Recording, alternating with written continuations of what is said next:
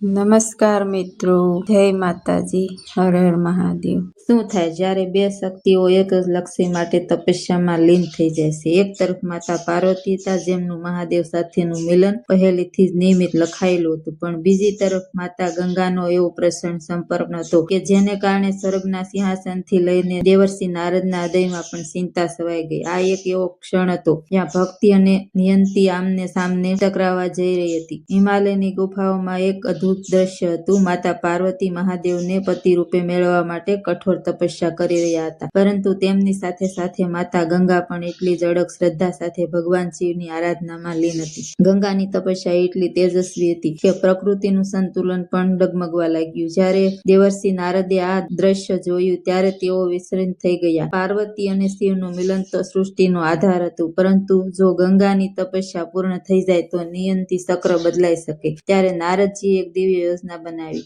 તેઓ માતા ગંગા પાસે ગયા અને ચતુરાઈથી કહ્યું, દેવી માતા પાર્વતીની તપસ્યા હવે તમારી કરતા વધુ પ્રભાવશાળી બની રહી છે। મહાદેવ તો યોગમાં લીન છે, તેમને પ્રસન્ન કરવા યુગો લાગી શકે। તમે એક માર્ગ અપનાવો, ઋષિ જુન્હુ પાસે જઈ તેમને 108 ઘડા જળ અર્પણ કરો। જો તેઓ પ્રસન્ન થશે તો મહાદેવ પોતે તમને પ્રાપ્ત થશે। નિર્મળ હૃદયથી ગંગા નારદજીની યોજના સમજી શક્યા નહીં અને ભક્તિના ભાવમાં વહેતી જુન્હુ ઋષિ પાસે પહોંચી ગયા। તે સમયે ઋષિ જુન્હુ ગાઢ સમાધિમાં હતા। ગંગાને પ્રસન્ન પ્રવાહ અને 108 ઘડા જળ તેમની તપસ્યામાં વિક્ષેપ બન્યા। ક્રોધિત થઈ ઋષિ જુન્હુએ ગંગાના આખા પ્રવાહને રોકી લીધો અને તેમને શ્રાપ આપી દીધો। આ રીતે ગંગાની તપસ્યા ભંગ થઈ ગઈ, પરંતુ તેમનો નિસ્વાર્થ પ્રેમ મહાદેવ સુધી પહોંચી ગયો હતો। ત્યારે ત્યાં ભગવાન શિવ પોતે પ્રગટ થયા। ગંગાની આંખોમાં આંસુ હતા અને હૃદયમાં માત્ર એક જ ઈચ્છા હતી, ગંગાની અડગ ભક્તિ। અને મહાદેવ બોલ્યા, આ સૃષ્ટિની નિયતિમાં પાર્વતી જ મારી અર્ધાંગિની છે, પરંતુ તમારા નિસ્વાર્થ સમર્પણને વ્યર્થ નહીં જવા દઉં। તમે મારી પત્ની બની મારા હૃદયમાં નહીં, પરંતુ મારી શક્તિ બની મારા મસ્તક પર નિવાસ કરશો। આજથી હું ગંગાધર તરીકે ઓળખાઈશ અને મારું નામ હંમેશા તમારા નામ સાથે પૂર્ણ થશે। ત્યારબાદ ઋષિ જુન્હુએ પણ મહાદેવની આજ્ઞાથી ગંગાને પોતાના કાનમાંથી મુક્ત કર્યા અને ત્યારથી ગંગાનું નામ જાહ્નવી પડ્યું। આ એક પવિત્ર ક્ષણ હતો જ્યારે મહાદેવ ગંગાને પોતાની જટામાં સ્થાન આપ્યું।